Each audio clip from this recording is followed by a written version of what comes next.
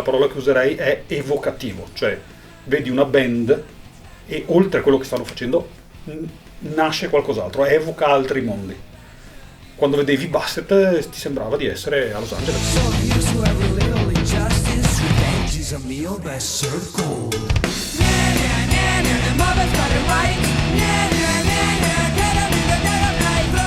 È stato un passaggio estremamente veloce perché noi abbiamo fatto veramente poche prove prima di fare quei concerti dal vivo. Complice il fatto che avevamo fretta e il fatto che probabilmente volevamo metterci alla prova. L'impatto per me è non vedevo l'ora.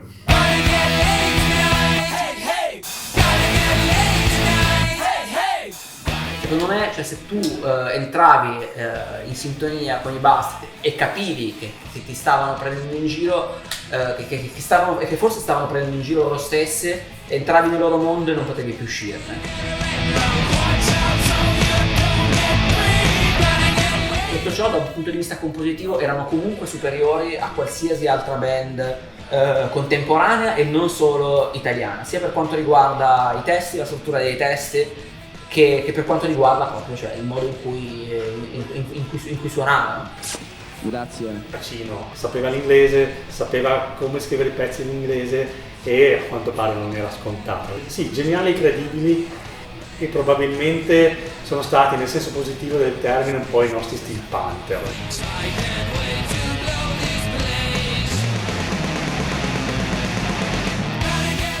L'imprevedibilità non erano politically corrette, decisamente. Questa era la cosa che li rendeva speciali.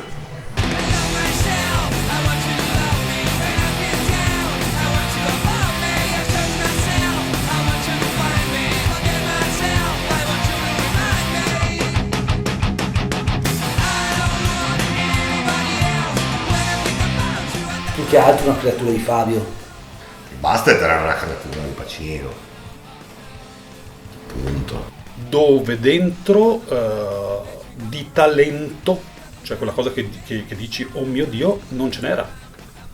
Cioè non c'era il super chitarrista, non c'era il super cantante, non c'era quello più bello di altri, ma c'era Fabio il cantante. Fabio il cantante che talento aveva? Lui era un sognatore. Lui parlava e aveva le folle, tipo Gesù, folle che gli andavano dietro, era una cosa impressionante. Quello è un talento. Che noi siamo i Bastet, che è la parola di Gesù. È la parola di Gesù con le chitarre sotto, ma senza chitarra il messaggio non arriva. A te ti mando all'inferno nel girone dei sodomiti. Padre, perdonami perché ho. Perdonami perché ho. Okay. Ora abbiamo provato a fare un demo ed è venuta una merda.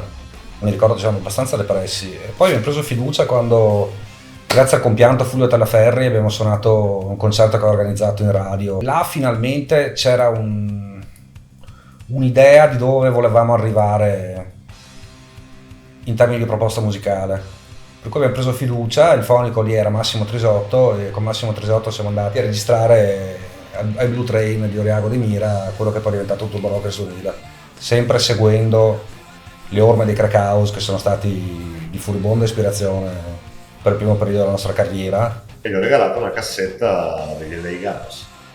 Fabio ha scoperto il glam rock e da lì probabilmente gli ho fatto esplodere il cervello. Abbiamo fatto dei concerti bellissimi, rasi di gente, li abbiamo fatti a Roma, li abbiamo fatti a Pescara, li abbiamo fatti a Milano, li abbiamo fatti dappertutto dove c'era tanta gente che veniva a vederci, tanta gente alla quale non ne fregava un cazzo del glam, ma anche che proprio interessavano i Bastet. I Bastet erano un gruppo punk rock con delle pesantissime influenze glam. Mi ricordavano i Trash Brats, mi ricordavano i Toilet Boys, quindi c'è un'idea di glam degli anni 70 presa e riportata però nel XXI secolo.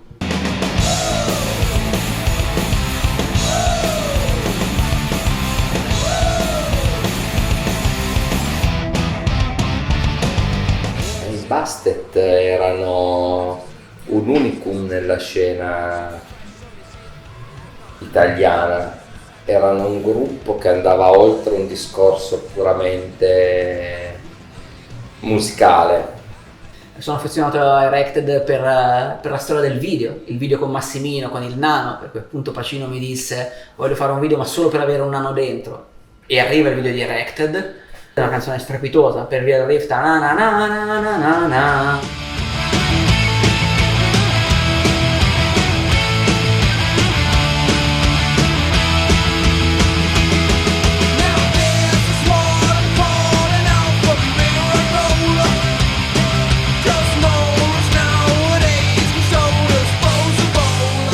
I Bastard di sicuro erano quelli più avanti tra tutte le band del nostro livello, erano l'unica band che riusciva a vendere un prodotto anche dal punto di vista visivo. Anche solo l'idea che una band si impegni a fare il balletto con il passetto verso destra e il passetto verso sinistra durante una determinata canzone denota un certo impegno, e che poi il fatto che quella coreografia venga una merda perché non sei in grado di farla fa ancora più ridere.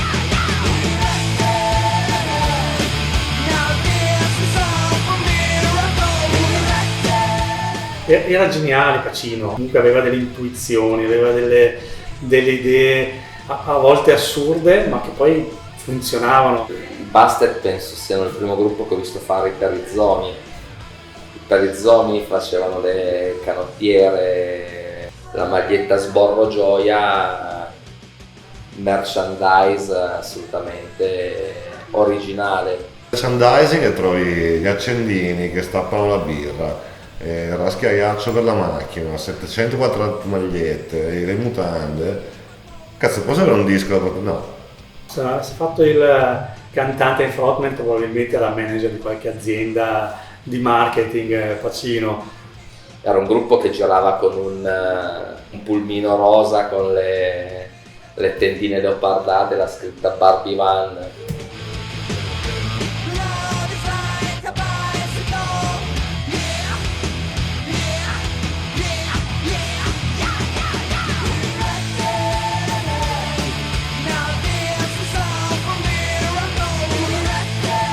Fabio dei Bastard funzionava in questa maniera: lui aveva un'idea e semplicemente la faceva, tipo ad esempio dove fanno i dischi che a me piacciono, negli Stati Uniti. Quindi a un certo punto è successo che io e lui abbiamo deciso, bene, andiamo negli Stati Uniti e vediamo come fanno le cose. Ma dove siamo? Vicino a Nashville, cosa ci facciamo qua, Fabio? No, fidati, adesso gira a destra, a sinistra, tieni conto, senza GPS, non c'era internet, non c'era niente, e ci fermiamo davanti a una casa e lui va e bussa ed esce questo in pigiama, di cosa c'è? Ed era un famoso produttore, Rick, e lo fa venire in Italia. Produttore dei Faster Pussycat e anche dei Poison. Gli risponde in questa maniera qua, se non ricordo male: di solito io uso i demo delle band italiane per farmi 4 risate con i miei amici. Quando è arrivato il vostro demo ho cominciato a suonarlo, stavo per cominciare a ridere, ho detto no, questi sono seri, e ci ha richiamato e così è nata la collaborazione per un periodo. L'uomo che ha portato gli Scorpions in America, pesantissimo, per cui eravamo un po' pesci fuor d'acqua, tra virgolette, ribadisco io in primis.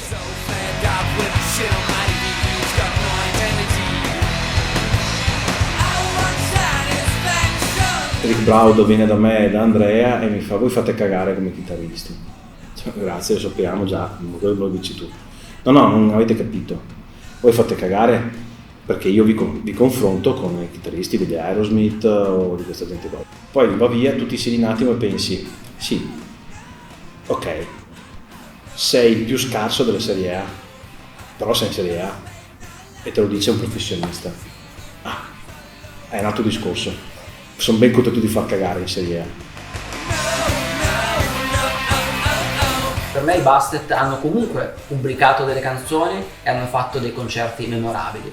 Il motivo per cui non siano riusciti a fare un disco vero e proprio io lo ignoro. Rick era abituato a cose grosse, è uno che ha venduto milioni di copie, per cui non si sarebbe minimamente accontentato di una cosa piccola, anzi non puoi fare uscire una cosa piccola. Non abbiamo buttato fuori dischi, a parte lo split, 7 pollici, robe spure, per tutta una serie di circostanze, ma non vuol dire che pezzi non ci fossero. Però le reali motivazioni alla fine potrei farle ricondurre sempre alla crisi della discografia. What if we think that they're saying true?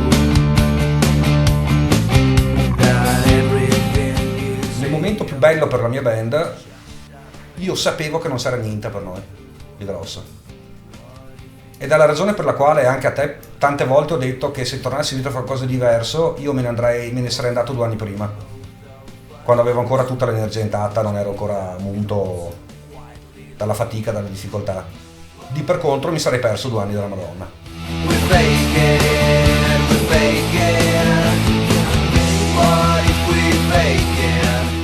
La storia dei Bastet è perfetta così, senza un album. Probabilmente è perfetta proprio perché non c'è stato un album, che chissà come sarebbe stato. I concerti di Bastet che mi hanno divertito tantissimo. Il concetto è: vuoi fare la Disneyland del rock and roll? È fighissimo come idea, è bellissimo.